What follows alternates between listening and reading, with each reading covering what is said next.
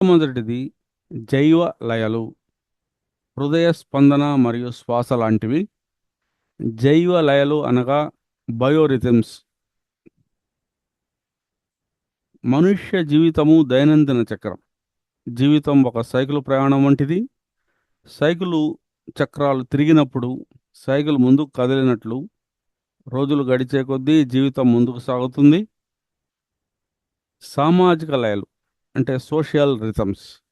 సమాజాల ఉద్భవం మరియు పతనం. ఎన్నో మహాసామ్రాజ్యాలు వెలసాయి, ఎన్నో నాగరికతలు వెలసాయి. అవన్నీ కాలగర్భంలో కలిసిపోయాయి. మళ్ళీ ఈ ఇవి పునరావృతమవుతూనే ఉంటుంది. ప్రకృతి లయాలు అంటే నేచురల్ రిథమ్స్ అన్నమాట. ఇది అందరికీ తెలిసిందే. నీటి చక్రము మరియు ఋతువులు తిరుగుతూనే ఉంటాయి. విశ్వచక్రాలు ఇది మన అనుభవంలో ఉన్నటువంటివే చాలా వరకు.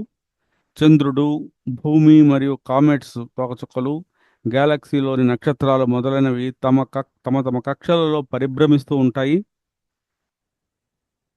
మ్యాథమెటిక్స్లో ఫోరియర్ అనాలిసిస్, ఫోరియర్ విశ్లేషణ జీవన తరంగాల పునరావృతాన్ని సూచిస్తుంది.